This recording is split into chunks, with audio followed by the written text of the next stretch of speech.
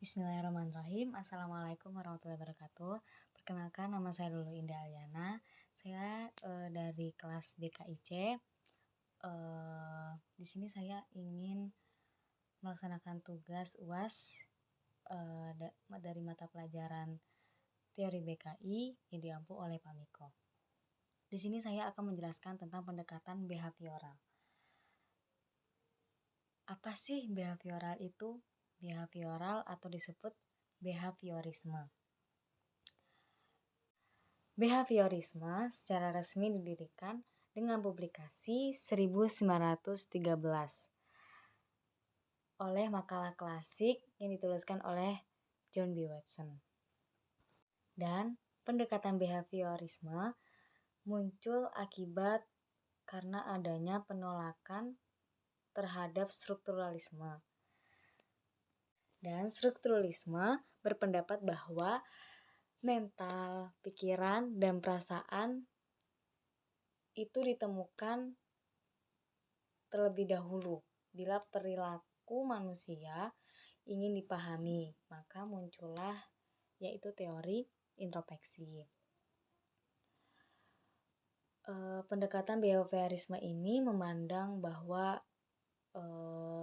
yaitu perilaku yang dimunculkan oleh seseorang. Yang diartikan behaviorisme ini yang dimunculkan oleh seseorang, dan pendekatan behaviorisme ini memandang bahwa perilaku yang ada pada diri manusia. Yang ada pada diri manusia tanpa mengaitkan terhadap konsepsi-konsepsi yang mengenai kesadaran dan mentalisasi. Dan adanya pandangan tentang manusia. Menurut pandangan behavioristik, manusia dapat memiliki cenderungan yaitu yang ada yang positif dan ada yang negatif. Karena pada dasarnya kepribadian manusia dibentuk oleh lingkungan yang dimana ia berada. Seperti kepribadian mandiri.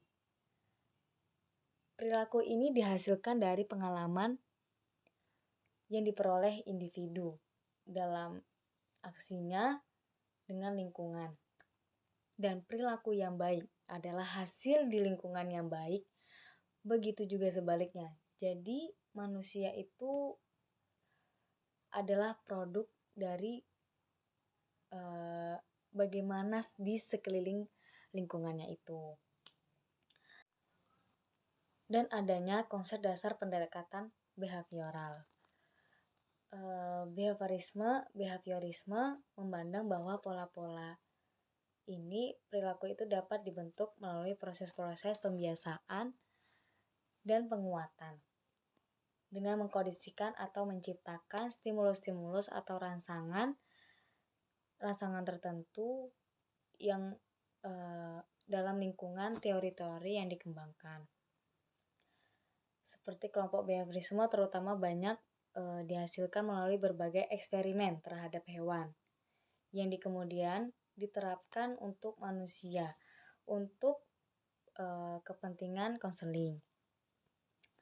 Nah, karakteristik konseling behavioral itu ada 4.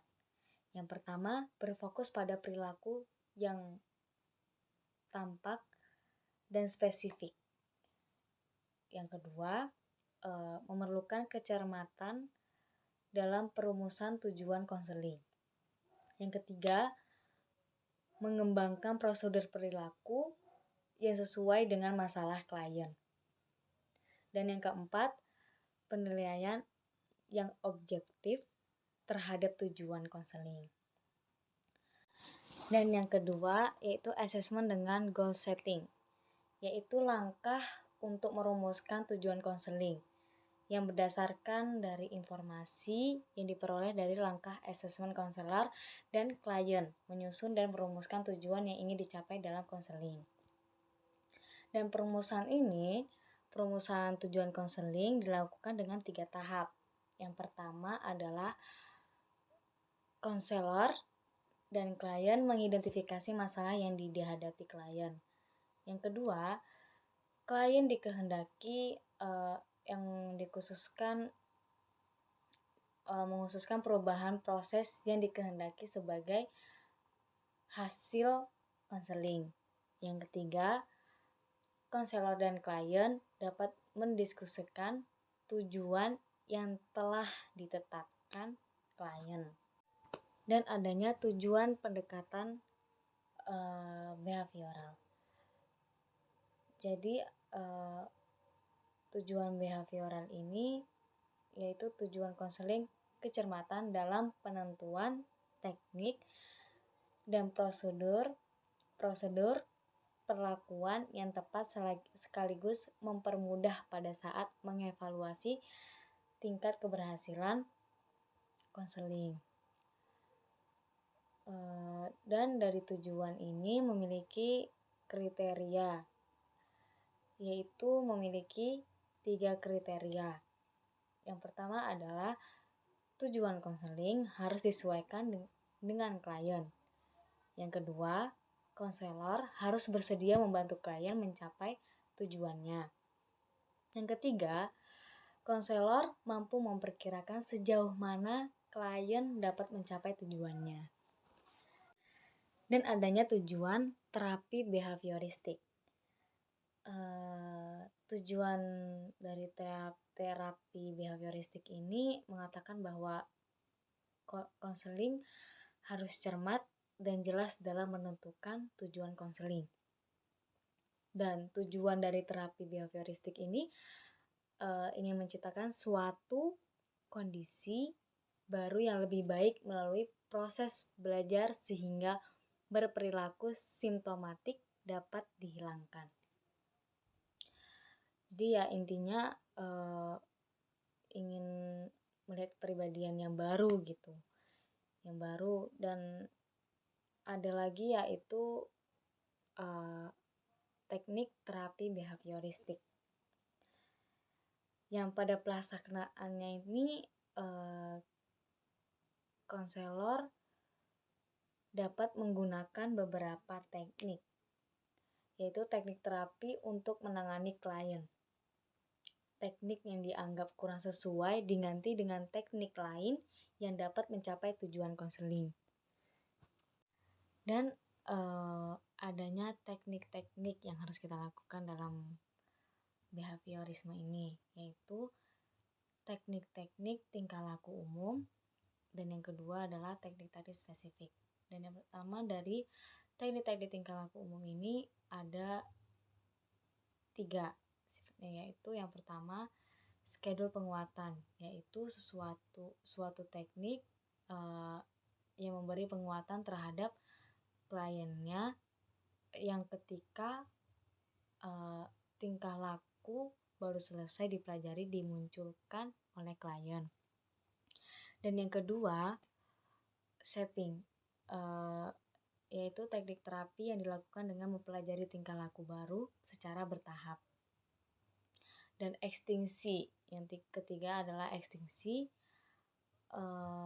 teknik terapi yang berupa penghapusan penguatan agar tingkah laku yang tidak baik tidak terulang.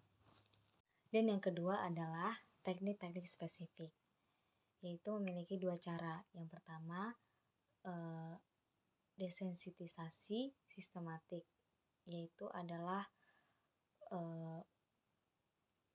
teknik yang sering digunakan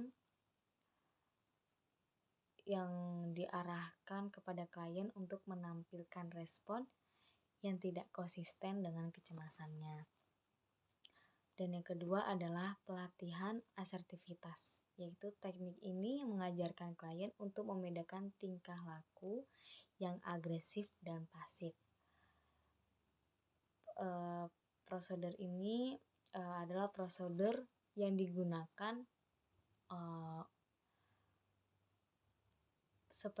permainan peran, yaitu permainan peran. Dan cukup sekian, semoga bermanfaat. Jika saya ada salah mohon dimaafkan. Dan terima kasih. Wassalamualaikum warahmatullahi wabarakatuh.